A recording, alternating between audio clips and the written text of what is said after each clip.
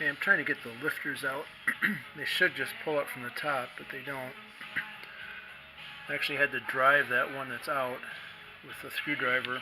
I tried wood and a piece of a pencil, plastic pen, and it just broke. Turns out there's a ridge of goop around the end of the lifter, and that keeps it from coming out, and so I have to drive it through. I think I'm probably going to have to just use a screwdriver on all of them and then replace them. Okay, it turns out if you take out the first two lifters, then this distributor gear can clear the bottom of the lifters, and then they're all visible, except for the first two I took out there, but now these can go out nicely. Wasn't a huge loss. It turns out these lifters are pretty worn. You can actually see the groove where they've been riding and not rotating at all. Okay, taking the sleeves out, or the liners, the 2x4 fits in there pretty well. You can kind of go back and forth. It actually came out pretty easy. I took one out already, and I've pushed the next three up. I was worried about how much gunk was in there, and there's a lot in there to come out, so I think it's a good thing I'm taking them out. Okay, all the liners are out. I don't know if you can see that, but there's a ton of gunk and sediment around that one. Even the ones in the center that aren't as bad still have quite a bit along that bottom surface. And here you can see how much total gunked up stuff there is in there. This drain plug here oozed out this stuff, and the hole on the inside is not even visible through all the deposits in there. I'll try to scrape a little bit away. Okay, let's see how much of this stuff comes off.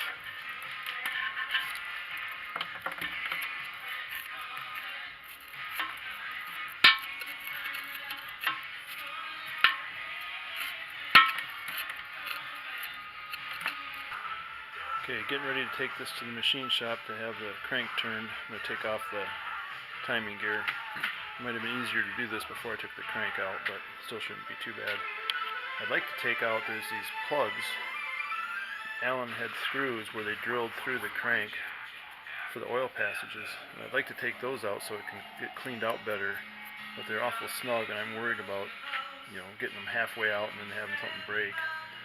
Still got to think about that a little bit. Okay, that pulled right off. Here's the shim. I think there's supposed to be two shims according to the manual, but I have to see about that. And I can't get the shim off without taking the Woodruff keys out. I'm not sure if I have to take that off for the crankshaft guys to turn it or not.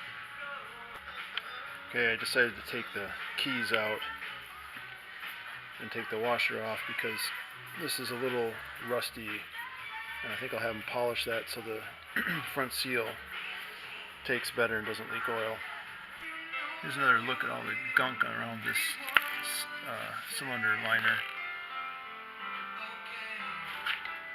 I'm about to take the rocker arms apart. There's a dowel pin in here that's got to come out.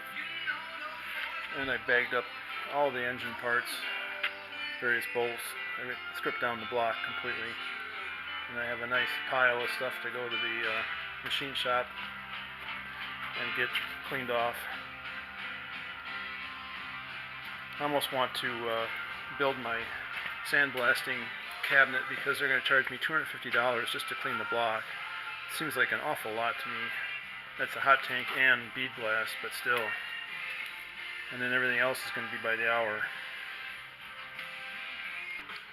Okay, I'm going to take the distributor apart. Just want to document how that goes together. There's the pinch bolt above the tachometer cable. Give you a top view here. Okay, I've got that pin out as far as I could with my existing punch. I had to go buy another one. At the same time, I bought a cheap wrench and ground it down so it would fit on here to get the distributor or tachometer shaft out. Okay, I got the rocker arm contraption all apart.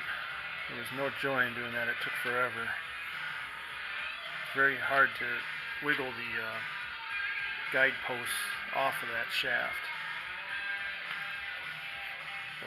So the two springs on the ends are the same length. The one in the middle is longer, and then there's these two really little springs on each end that are the same. This is the rocker arm shaft, and he's unique on this end. If I can get it, there's a hole there for this screw.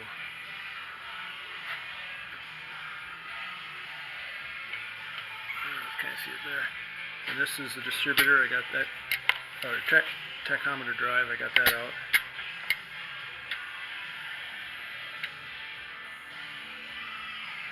And this plate that goes on to tighten the distributor down. There's a couple little grooves, and they go towards this housing here. Here's the fuel pump disassembled. It's the gasket for the glass bowl, the cover. So the glass bowl goes there. And then I'm going to take this out next. I just wanted to document how it goes together.